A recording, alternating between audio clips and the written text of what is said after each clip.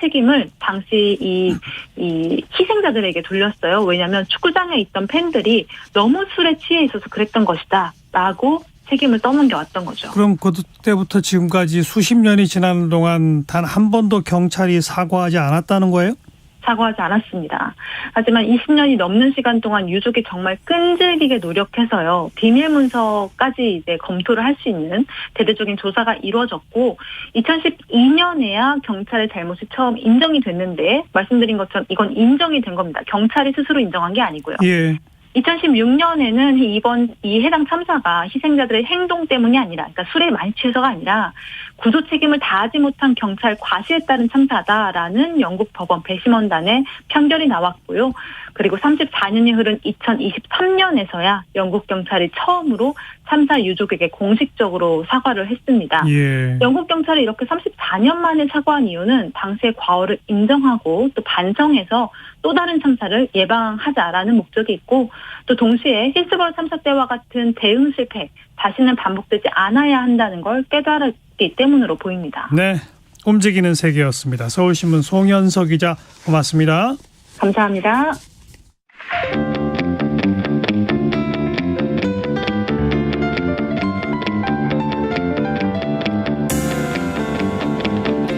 돌아가지 않습니다. 직진 본능 직설하고 말 돌리지 않습니다. 할 말은 합니다. 일요일을 책임져 주시는 직진본능 직설하고의 두 분, 인사이트 K연구소 배종찬 소장, 공론센터 장성철 소장, 두 분 어서 오십시오. 네, 안녕하세요. 안녕하십니까. 네, 이번 한 주의 여러 정치 이슈들 가운데 장 소장은 어떤 이슈가 가장 눈에 띕니까? 국힘 전대 출마자들 논란도 있었고요. 예. 또한 이재명 당대표 관련해서 김성태 씨의 증언도 계속해서 매일매일 새로운 증언들이 나와가지고 예. 계속 저희가 아이템으로 다뤘었고, 저는 별로 요즘에 아이템 안 다루는데 조국 전 장관 재판 결과, 1심 결과 발표도 상당히 의미가 있다고 봐요. 왜냐하면 민주당과 진보 진영이 국민들의 마음을 잃어버리게 된 계기가 조국 전 장관 사태가 그렇죠. 중요한 계기가 됐거든요. 예. 일단 1심에서 일단락 됐잖아요. 그것도 큰 의미가 있는 것 아니냐라는 생각이 듭니다.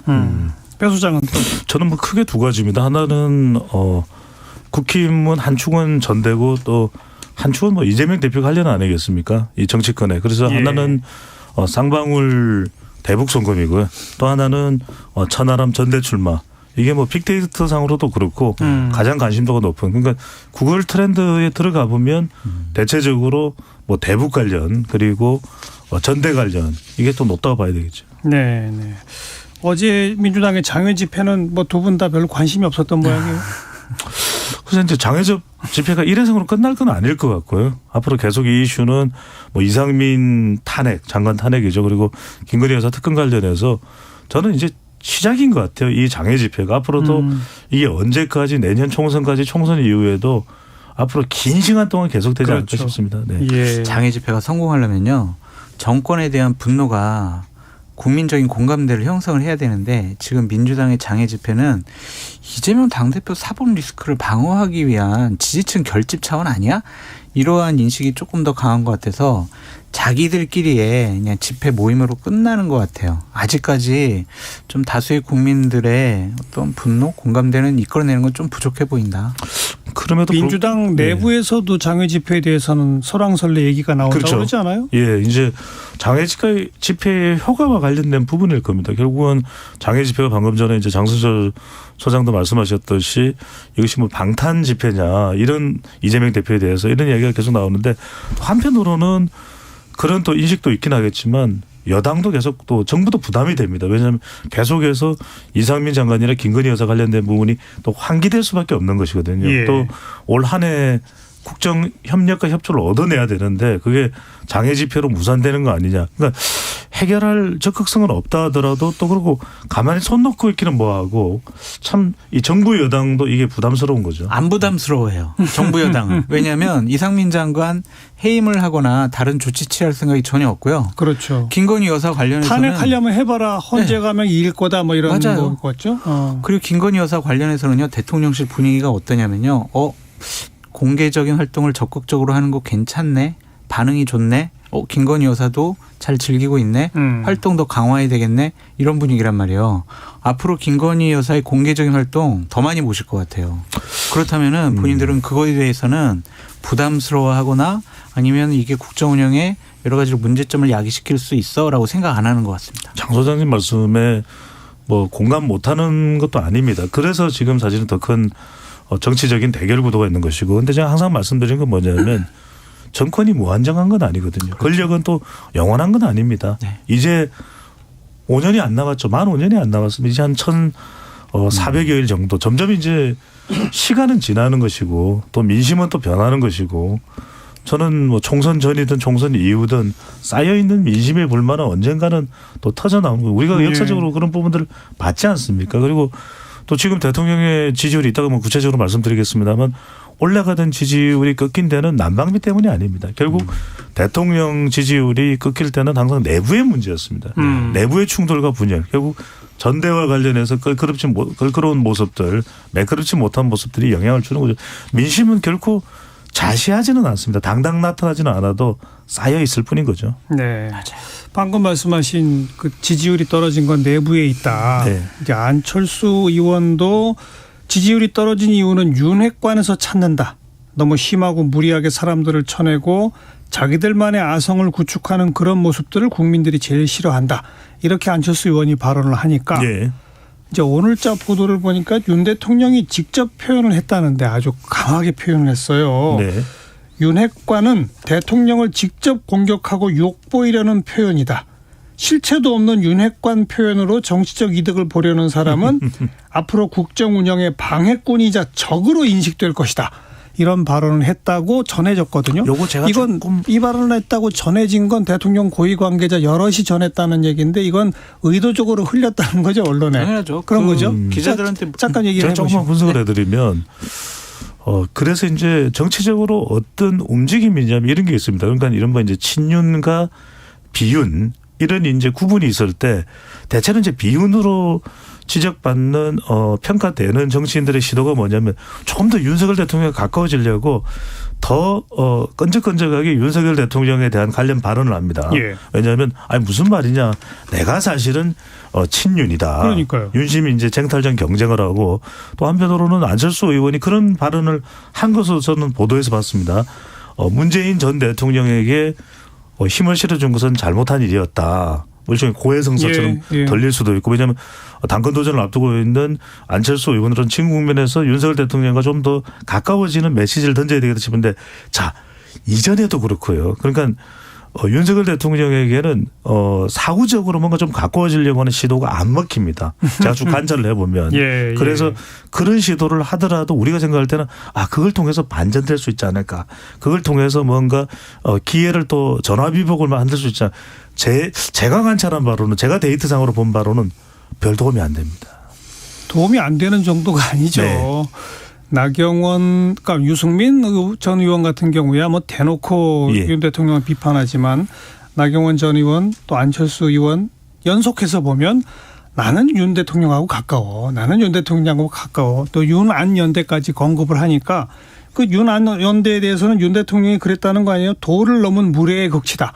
이랬다는 거 아닙니까? 그러니까 정상적이고 정상적이지 않고 상당히 부적절한 일들이 계속 반복되고 있어요. 대통령실 발로. 그것이 대통령실의 생각이 아니라 대통령 생각인 것 같습니다. 결국에는 대통령이 오늘 고위관계자를 통해서 밝힌 내용은 두 가지 같아요. 건방지게 어디서 나한테 연대? 내가 너랑 같은 수준이 아니야. 동지의식은 전혀 없는 거예요. 그냥 부하인 거예요. 그냥 나와 동등한 입장에서 정치적으로 무언가를 얘기 나눌 수 있다고 생각하는 거 착각이야. 이건 너무 건방진 거야.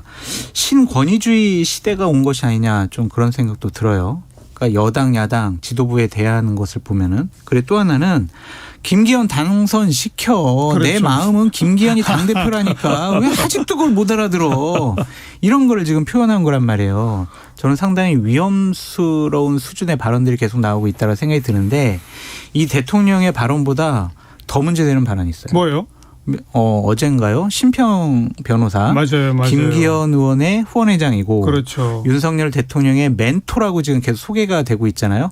멘토인 건 맞는 것 같아요. 왜냐하면 멘토라고 계속 소개되더라도 대통령실에서 멘토 아니에요. 부인을 안 하죠. 부인 안 하니까 멘토인 거 맞는 것 같아요. 그럼 대통령에게 영향력을 끼치는 분이다라고 볼 수밖에 없어요. 이분이 뭐라고 얘기했냐면 안철수가 당선이 되면 정계 개편을 통한 신당 창당할 수밖에 없다. 윤 대통령은 탈당한다. 네. 이거 어마어마한 얘기예요. 이거. 말도 안 되는 일이 지금 벌어지고 있어요. 단순히 김기현 의원 편을 들어주는 수준을 넘어서서 이거는 노골적으로 대통령실과 대통령이 이거는 뭐 김기현 무조건 당선시켜야 돼. 안철수는 그러니까 안 돼. 계속해서 그런 메시지를 했는데도 뭐 여당 지지층 여론조사 결과에서 안철수 의원이 어떤 경우는 뭐 몇십 프로 앞서는 것까지 나오니까 그러니까 당원들 정신 그렇죠. 똑바로 차리란 말이야 이렇게 하다 안 되니까 나 대통령은 너희들 국민의힘과 국민의힘 당원 버릴 수 있어. 잘 판단해. 그러니까 아버지가 협박하는 거예요. 내 말 안 들을 거야? 나 집 나갈 거야.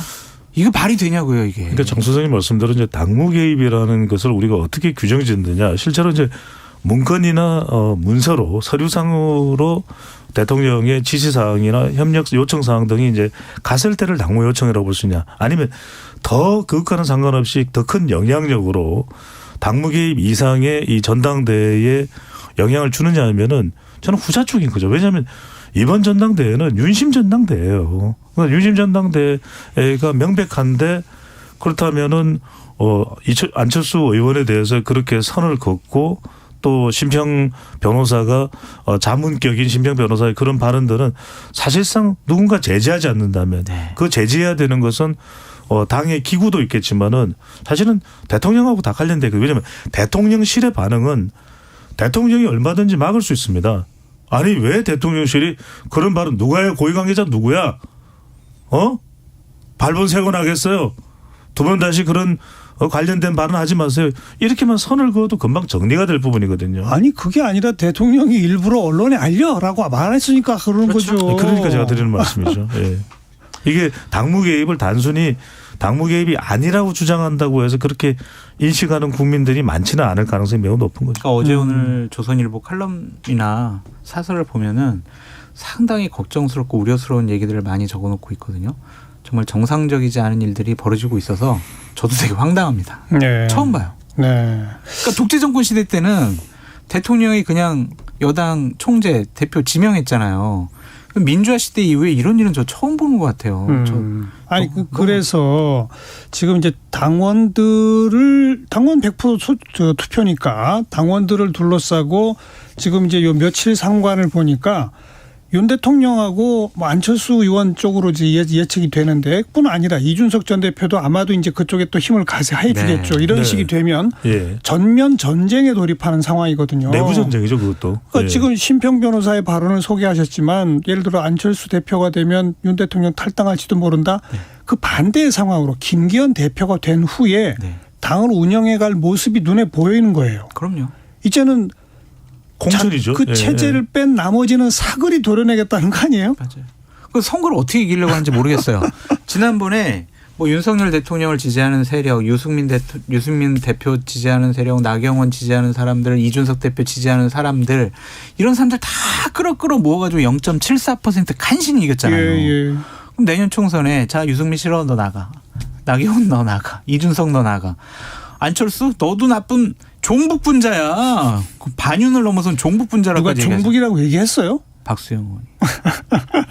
그러니까 다 지금 같은 편이었던 사람들을 다 배제시키잖아요.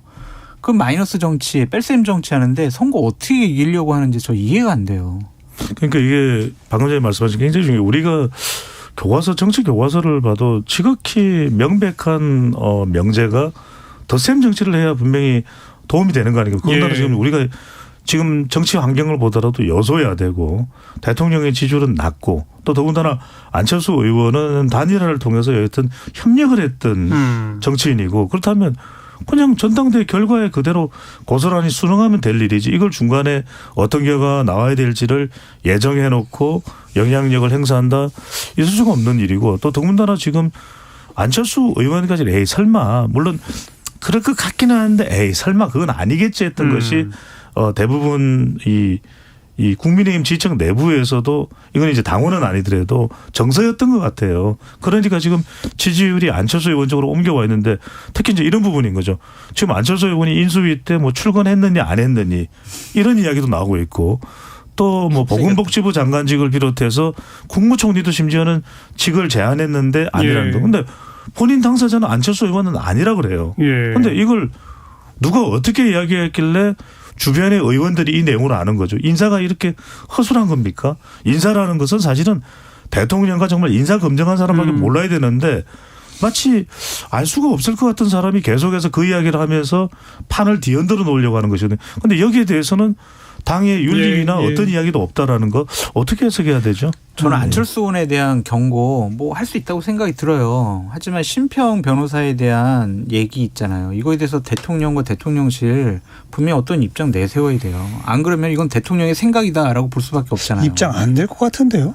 안 낼까요? 입장 안 되죠. 안 내요? 지금 이게 말이 돼요, 근데? 장성철 소장님도 다 이해를 못 하신 배 거예요. 소장님 이게 말이 되냐고요. 지금 누가 되면은 나 탈당할 거야. 이게 우리 말이 지금 되냐고. 정치판에 말이 되는 일만 있습니까? 배 소장이 장성철 소장도 잘 이해를 못하고 있다라고 하는 표현 쓴 거를 제가 좀 받아서 장 소장뿐이 아닙니다. 뭐 모든 시사 프로그램에 이제 그나마 이른바 이제 보수 쪽 패널 분들이 최근 한 몇 개월 사이에 제가 볼 때 그분들 스스로 약간 패닉 상태에 가는 게 아닌가 싶은 생각이 드는 게 멘붕이 왔죠. 이 이준석 대표를 몰아내는 과정부터 좀 비판적 입장을 취했던 보수 패널들 계시잖아요. 그분들이 그래 그럼 뭐 그러니까 이준석 대표까지는 이제 치고 그 다음에는 아마 김기현, 안철수, 나경원, 이주가 이 가운데서는 뭐 누가 돼도 좋다는 생각일 거야. 이렇게 얘기하더라고요.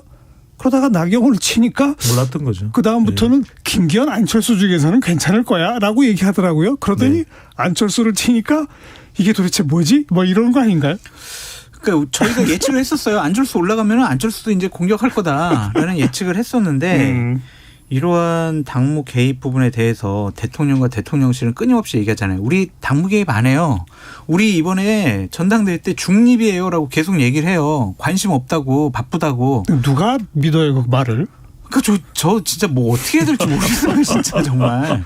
네? 이런 상황은 너무 황당해요. 아니 저도 30년간 데이터 분석을 해왔지만 이런 경우는 저도 정말 난감하네라는 생각밖에 안 드는 것이 우리가 뭐 이재명 대표의 더불어민주당과 이른바 윤명 대첩을 펼쳐나가는 것은 그래도 뭐 바람직하지는 않지만 정치판에서 그럴 수 있다고 뭐 역대 그랬던 적도 많았습니다. 그런데 이렇게 내부 전쟁을 오랫동안 깊숙이 자해상이 생길 정도로 이게 깊숙이 들어가는 정도는 잘 없지 않았나 싶어요. 네. 좀 아까 장성철 소장이 이러고 어떻게 총선 이기려고 그러죠? 그런 표현을 썼잖아요. 그거는 이제 정치 전략적 판단에서는 도저히 있을 수 없는 그런 수를 놓고 있다는 거 아닙니까? 네. 그렇다면 그건 설명 가능한 건 정치 전략적 판단이 아니라 선과 악으로 봐서 나경원 저기도 나쁘냐, 안철수 저기도 나쁨이야. 그러니 우리가 선이고 우리가 옳으니 우리끼리 해야 돼. 그러면 우리는 이길 거야. 이런 거 아닌가요? 그거 어떻게 이겨요? 우리끼리. 그러니까 당내 선거도. 아니 국민이 알아줄 거야. 이거 아닌가요? 그게 뭐 민주당 이재명 당대표 사법 리스크 나쁜 비리 의혹 집단 옹호하는 집단 이렇게 몰아붙이면은 결국에 찍을 정당은 국민의힘밖에 없지 않아 이렇게 생각하는 건데 국민들이 그렇게 호락호락한 분들이 아니잖아요. 우선 당원들이 지금 어떨까요? 연일 계속되는 대통령과 대통령실의 이런 발표에 당원들은 이럴 거예요. 당원들은 지금 아직은 중간 지점인 것 같아요. 그래 대통령 지금 임기도 1년도 안 지났는데 우리가 도와주자. 아유 대통령이 뭐 이렇게 김기현 뽑고 싶으면 그렇게 도와줘야지. 아니 총선 앞두고 뭐 젊은 당대표랑 또 뭐 대통령하고 갈등 분열 이렇게 나오면 우리 총선 어떻게 치러 이런 생각도 있고. 한편에는 이건 좀 해도 너무한 거 아닌가? 이거 좋아. 유승민까지는 그래도 나경원을 반윤? 그러게. 반윤이라고 했다가 김기현은 왜 또 집에 찾아가가지고 같이 또 연대하자고 내 편 좀 들어달라고 왜 이러지? 이거 헷갈리는 거예요. 좋아. 이준석 쫓아내고 유승민 쫓아내고 좋아. 오케이. 근데 안철수까지. 같이 또 대선 때 단일화까지 한 사람 보고 반윤의 종북 분장. 이게 맞나? 이렇게 당이 가는 것이 맞나라고 생각하는 분들도 많아요. 그래서 어떻게 될 것 같아요? 저는 명쾌하게 얘기해 다음 주에 전망해 볼게요. 아니, 이거 제가 좀 컷오프를 말씀드릴게요. 일단 봐야 되니까. 이건 장 소장이 빨리 좀 당심을 읽어와야 됩니다. 예. 당원들의 마음을. 아니 오늘 있잖아요, 앵커님. 3시에 선관위에서 후보들 자격 심사를 해요. 그러니까요. 그래서 자기네들 마음대로 몇 사람 자를 수도 있죠. 필요한 사람 자를 것 같아요. 저는. 그다음 이제 당원들 대상 여론조사 한다는 건데 네. 그것도 또 뭐 이걸 여론조사가 굉장히 불투명하다면서요? 아니 그건 아니에요. 그거 당에서 공식적으로 하는 거라서 6,000명 대상으로 하는데 2,000명씩 3개로 나눠가지고 여론조사 업체에다가 맡겨요. 근데 그거를 뭐 당에서 어떻게 만질 수 없어요? 네, 만질 수는 없어요. 그래요? 뭐 배 소장? 공개적으로 만질 수는 없죠. 비공개적으로 만져요. 거기까지 이제 손을 댔다가는 정말 그거는 뭐 헌법 유린 행위가 될 테고요. 여기서 중요한 것은 저는 그냥 이전에도 계속 말씀드렸습니다만 오로지 지금 윤석열 대통령과 또 윤석열 대통령 가까운 윤핵관 쪽에서 판단하고 있는 총선 전략은 두 가지예요. 하나, 국민의힘 지지층은 적어도 배신하지는 않을 거다. 못마땅은 하겠지만 두 번째는 뭐냐면 중도층 일부만 가져오면 우리 이길 수 있다. 수도권에서도. 왜냐하면 지난 총선을 한번 생각해 보시면 2020년에도 의석수는 수도권에서 전멸했지만 예. 표 차이는 그렇게 많이 안 얼마 안 났어요. 났죠. 아실 거예요. 근데 그 중도층 일부를 어떻게 데려오냐고요? 바로 이재명 대표 수사죠. 이재명 대표 수사에서 오늘 우리 시간이 있겠죠. 그래서 이 대북 송금 이런 말 조금 전에 말씀하셨잖아요. 드러나면 드러날수록 그렇죠. 중도층은 온다. 종북으로 예. 밀어붙일 수 있는. 나경원 안철수를 내쳐도 온다. 맞습니다. 온다. 중도를 가져올 수 있는 가장 좋은 주제가 대한민국은 남북 관계입니다. 그러니까 이걸 통해서 이재명 대표가 어떤 식으로든 수사에서 좀 더 그 혐의가 구체화되고 사실화된다면 그걸 밀어붙여서 예. 중도를 좀 가져올 거. 일부 내부의 이 진보나 더불어민주당 지지층도 살짝 좀 흔들어 놓고 그러면 우리 총선은 이긴다. 150석만 넘으면 우리 이기는 거 아니냐. 이 전략인 거죠. 그 얘기 좀 이따 한번 해봅시다. 예. 1시 39분 향해 가네요. 잠깐 교통정보 전해드릴게요. 네, 오후 들어서 규경 정체는 빠르게 늘겠고요. 오늘 정체는 오후 4시를 전후로 최대를 보이다가 밤 9시를 넘어서면서 대부분 풀리겠습니다. 호남고속도로 순천 쪽으로 이서 휴게소 안에서는 사고가 났습니다. 휴게소 이용하시는 분들은 주의하셔야겠고요. 영동고속도로 인천 쪽으로는 봉평터널에서 둔내터널 사이로 7km 구간에서 정체 늘었습니다. 서울 양양고속도로 서울 방면으로는 서종에서 화도 사이로 10km 구간에서 정체고요. 이후 서울 시내 진입해서는 올림픽대로 공항 쪽으로 청담대교부터 동작대교 사이로 정체입니다. 이후로 방화대교 부근에서는 사고가 있었던 만큼 성산대교부터 더딘 흐름 남아 있습니다. 같은 방면 강변북로에서는 동작대교 아래 4차로에 고장난 차가 서 있어서 동호대교부터 정체 심해졌습니다. 그 밖에 북부간선도로 구리 쪽으로 신내나들목 부근 2차로에서도 고장난 차를 처리하고 있어서 뒤로 원룸분기점부터 정체입니다. KBS 교통정보센터였습니다.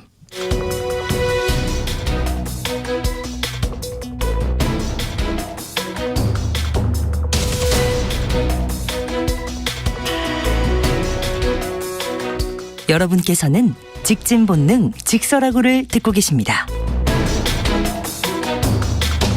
정관용의 시사본부 일요일 2부 직진본능 직설하고 인사이트 K연구소 배종찬 소장, 공론센터 장성철 소장과 함께하고 있습니다. 이재명 대표를 향한 수사 관련해서 한동훈 법무장관의 목소리 그리고 정청래 의원의 목소리 한번 들어보고 이야기 나눕니다. 최근에는 이게 다 뭐 대선에서 졌기 때문이다 그렇게도 말씀하시는 것 같은데 만약 자기가 대선에서 이겼으면 권력을 동원해서 사건을 못하게 뭉갰을 거다 이런 말처럼 들리거든요. 표를 더 받는다고 있는 죄가 없어지면 그건 민주주의가 아니라고 생각합니다. 잘 아시다시피 이 사건은 민주당 정권 당시에 민주당 경선 과정에서 주로 불거진 의혹에 대한 수사잖아요. 그리고 민주당과는 관계없는 이 대표 개인의 성남시장 시절에 있어서 지역 토착 비리 수사이고요. 그 점을 제가 다시 말씀드리겠습니다. 이재명 대선 이겼으면 사건 뭉갰을 거란 말인가? 윤석열 대선 이겼으니 아내의 도이치모터스 주가 조작 의혹 뭉개고 있습니까? 윤석열 대선 이겼으니 아내의 학력, 경력 조작 의혹 뭉개고 있습니까? 윤석열 대선 이겼으니 아내의 논문 표절 의혹 뭉개고 있습니까? 윤석열 정권 뭉게구름 정권입니까? 네. 한동훈 법무장관, 정청래 의원 목소리 들어봤고요. 지금 이재명 대표를 향해서는 처음에 성남FC, 그다음 대장동과 위례, 그다음 이제 쌍방울 김성태 회장의 구속 기소 이렇게 쭉 이어져 가고 있습니다. 네네. 특히 그 쌍방울은 대북 송금 관련이기 때문에 파괴력이 클 거다 이렇게 보시는 거예요? 그렇습니다. 지금 가장 큰 이슈가 이 대북 송금으로 보는 이유는 결국에는 뭐 이게 재판부에 가서 대법원 선고까지 이 각종 의혹 이슈들이 이제 기소가 된다면은 한참 걸릴 거예요. 그 다음에 총선은 이제 중간 평가 정도의 성격일 테고, 그렇다면 더불어민주당 지지율에 주는 영향이 가장 클 텐데 가장 크게 영향을 줄 수 있는 건 대북 송금입니다, 사실은. 왜? 대장동은 이전에 이미 익히 알았던 내용을 지금 진영간 대결보다 성남FC는 후원금이냐 광고비냐의 논쟁이 있는 것이고, 그렇다면 지금 대북 송금은 김성태 전 회장도 돈을 북한에 줬다고 이야기를 했어요.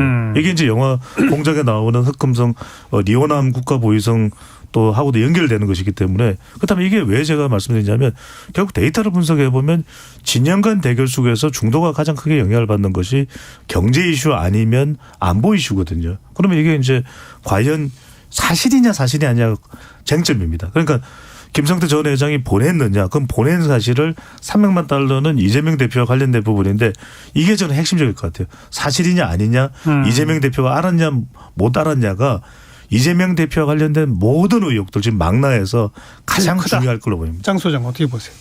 맞아요. 맞는데 거기도 이제 이화영이라는 걸림돌이 있어요. 검찰에서 보면. 김성태 증언 진술을 끌어내는 것까지는 성공을 했는데 이화영 평화부지사가 아니에요. 김성태 씨가 한 말 다 새빨간 거짓말이에요. 저 이재명 당대표한테 보고도 안 했어요. 몰라요. 그냥 제 손에서 알아서 한 거예요. 이래버렸거든요. 이미 그런 그 편지까지 써서 냈죠. 그러면은 정말 이재명 당대표가 김성태, 예를 들면 김성태 전 회장이 이재명 당대표 만나가지고 제가요 저기 우리 경기도지사님 방부를 위해서 300만 불 제가 확 쏘겠습니다. 그런 어떤 정황적인 증거가 나와야 되는데 그런 게 없잖아요. 저는 이제 그랬을 거는 같아요. 이재명 당대표가 2018년도 문재인 대통령의 평양 정상회담 때 최문순 강원도지사, 박원순 서울시장은 데리고 갔는데 경기도지사인 이재명 지사 안 데리고 갔거든요. 그랬어요? 안 데리고 갔어요. 아니 북한하고 접경 지역의 지사인데 안 데리고 그렇죠. 갔어요. 왜 그랬을까? 그래가지고 이재명 당시 경기도지사가 되게 조급했던 건 맞는 것 같아요. 그래서 이화영 평화부지사를 통해 가지고 북한에 방문해야 되겠다라고 생각을 한 것이고, 그래서 2019년도 4월부터 11월까지 경기도에서 5차례나 북한에다가 우리 좀 초청해 주세요라는 공문까지 보냈잖아요. 그러면 상당히 이 조급함이 있었는데 김성태와 이재명 당대표를 연결을 시켜야 되는데 아직까지도 확정적으로 검찰에서 그건 못 확보를 한 것 같아요. 결국에는 이화영 평화부지사의 진술 태도에 어느 정도 달려 있다라고 보여집니다. 근데 아까도 말씀드렸지만 이거는 이제 수사도 수사지만은 바로 이제 개연성 부분이죠. 개연성으로 여론에 미치는 영향. 이화영 전 경기 평화부지사가 평화부지사입니다. 그리고 이거는 단순히 아까도 말씀드렸지만 뭉갠다는 이야기가 나오는데 평화부지사 차원에서 과연 뭉갤 수 있는 일이었을까? 왜? 방북을 하는 일이고 300만 달러라는 돈이 거론되는 것이고, 그리고 미국이 또 유엔의 제재하에서 북한에 돈을 주는 것이 사실상 불법인 것이고 그것을 개인 돈으로 줬다. 그런데 사실상 검찰 수사에서 나온 내용은 직원들이 돈 세탁을 해서 베이징에서 모아서 전달을 했다. 이게 전혀 일체 보도 없이 이화영 전 지사가 부지사가 진두지휘하면서 했을까 하는 것은 개연성 부분에서 상당히 이해하기는 쉽지 않습니다. 그래서 저는 이 부분이 과연 여론에 어떤 영향을 미칠까. 그러니까 이재명 대표는 그런 이야기를 합니다. 소설 쓰고 있다. 예의가 없어. 새로운 소설이다 또 그러죠. 예의가 없어. 이런 이야기를 합니다만 결국은 저는 중도층에 있는 또 MZ세대가 어떤 식으로 믿을까, 어떤 식으로 인식할까 상당히 중요할 수밖에 없죠. 그러니까 이것은 자칫 잘못하면 남북교류협력법상 국기문란 사건 그런 걸로 이재명 당대표가 상당히 치명적인 타격을 받을 수가 있을 것 같아요. 그래서 법적인 문제보다 이미지가 더 나빠질 수 있다라는 배종찬 소장님의 분석에 충분히 동의를 하고, 만약 이런 것들이 쌓여 나가면은요 올해 추석 지나서 이재명 대표가 저 당대표 그만두겠습니다. 할 수도 있다고 봐요. 민주당의 총선 승리를 위해서. 정말요? 네, 저 그만두겠습니다. 그래서 새로운 비대체제 꾸려가지고 정말 민주진영 그리고 애국시민 여러분, 우리 민주당 윤석열 정권 견제할 수 있도록 좀 도와주세요. 그런 식으로 갈 수도 있다고 봐요, 저는. 진짜요? 아니 생각해보세요. 이재명 당대표의 사법적인 리스크 때문에 민주당이 총선에서 얻을 의석이 100석도 안 돼. 이렇게 전망이 나오게 되면 아마 내부에서부터 상당히 이재명 나가 막 그럴 것 같아요. 전 주관적인 판단보다는 객관적인 판단을 할게요. 지금 이재명 항상 정당 지지도 25%를 강조하시잖아요. 네, 근데 이제 그게 왜 그러냐면은 이재명 대표의 지금 사법수사의 악재도 있지만 사실은 더불어민주당은 반사적 이익을 얻을 수 있는 기회이기도 하거든요. 지금 국민의힘 지금 전당대회 가지고서 비거덕거리고 있죠. 윤석열 대통령의 여전히 아직 임기 1년도 안 됐지만은 부정평가가 더 높죠. 그러면 더불어민주당은 지지율이 뭐 40% 이상 나와도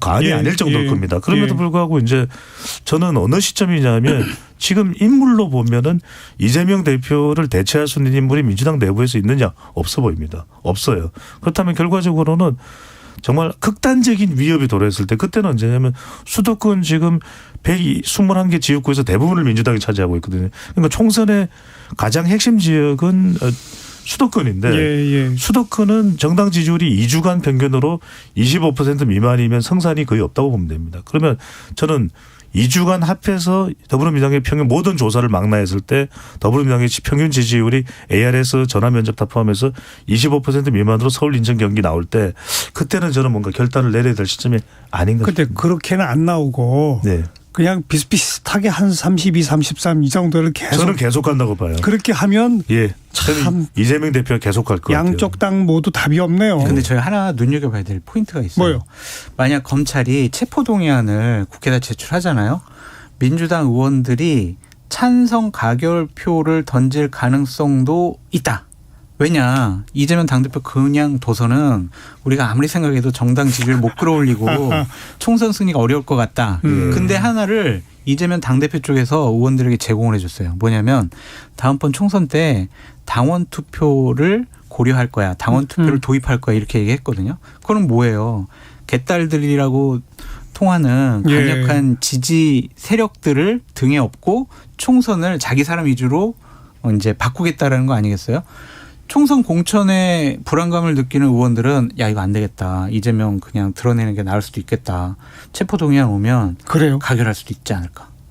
저는 동의하기 힘들 것 같아요. 왜냐하면 아니, 그렇게 상상을 또 해봐요. 오히려 지금 체포동의안과 관련된 것은 당내 의원들이잖아요. 분명히 169석의 의원들 중에서 뭐 20여 명 남짓 또는 25명, 30명 남짓은 그럴 수도 있다고 봅니다. 하지만 대다수는 이재명 대표가 무너지면 당도 무너진다는 판단을 하고 있을 것 같아요. 그런 공동 인식이 있기 때문에 저는 그런 결정 내리기 힘들다. 좀 왜냐하면 생각이 바뀌지 않을까요? 하지만 정말 지표상으로 위기고 이건 도저히 안 되겠다 싶으면 그때는 이재명 대표도 어떤 식으로는 결단을 내릴 수밖에 없겠지만 적어도 비슷한 정도의 지지율 경합 형태로 가면 저는 총선까지도 이재명 대표가 내려놓지 않을 가능성이 더 높을 것으로 보입니다. 네.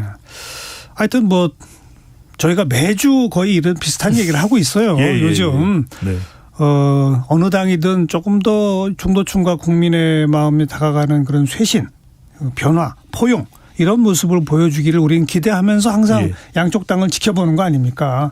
근데 양쪽 당 다 지금 그렇지 않은 모습인 거죠. 그러니까 지지층을 조금 더 결집시켜 놓는 게 맞는 것 같아라고 생각하는 것 같아요. 내 편 들어주는 사람이 나를 지켜줄 수밖에 없어. 중도층은 나중 문제야. 그렇게 생각할 것 같은데 참 내년도 1월까지는 계속 이런 일들을 봐야 될 것 같아요.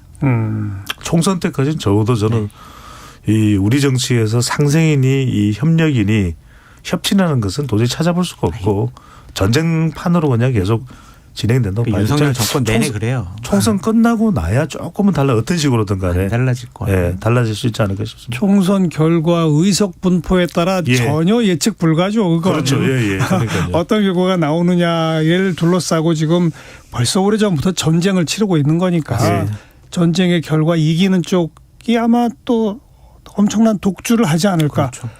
이렇게까지 전쟁하는 이유는 독주하려고 하는 거 아닐까요? 그렇죠. 국민의힘이 이기면은 야 그동안 우리가 내놨지만 처리 안 되면 각종 법안들을 다 바꾸자 그럴 거고 예. 이제 민주당이 일당이 되거나 과반수석 얻으면은 야 윤석열 정권 이제 레임덕이다. 이제 우리다. 그렇게 생각할 거예요. 양쪽 계속 부딪힐 수밖에 없을 것 같아요. 저는 국민들을 위해서라도 남북 관계도 물론 그렇겠지만 저는 빨리 우리 정치에 종전선언이 있어야 될 것 같아요. 종전선언을 하고 전쟁하지 말자. 평화협정 체제로. 이러다가 대한민국 사라진다.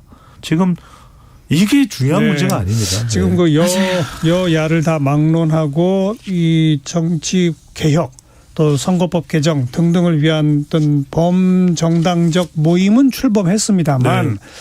제가 보기엔 지금 국민의힘의 전당대회 양상이나 이런 모습을 지켜볼 때 윤 대통령이 연초에 중대선거구제를 한번 뭐 이렇게 슬쩍 언급은 했으나 선거법 개혁도 저는 완전히 물 건너갔다. 맞습니다. 이런 생각을 하게 됩니다. 네. 지금 이런 상황에서 비례대표성 확대하고 하는 식의 선거법 개혁을 할까요? 안 할 것 같아요. 만약 하면 국민의힘은 쪼개져서 저 제2, 제3의 보수정당이 나올 가능성이 커지는데 네. 절대 그것도 안 할 것 같고 그래서 저 좀 또 더 답답합니다. 예. 네. 그 답답함을 우리 시사본부에서 풀어가야죠. 안 풀리는데 어떻게 풀어갑니까? 어쨌든 풀겠습니다. 네. 네, 직진본능 직설하고 인사이트 K연구소 배종찬 소장, 공론센터 장성철 소장이었습니다. 고맙습니다. 감사합니다. 고맙습니다. 윤도현, 전인권, 박완규, JK 김동욱. 다 노래 잘하는 남자 가수들이네요. 넷이 부르는 그녀의 웃음소리뿐 함께 들으시고요. 다음 주말 또 뵙죠. 안녕히 계세요.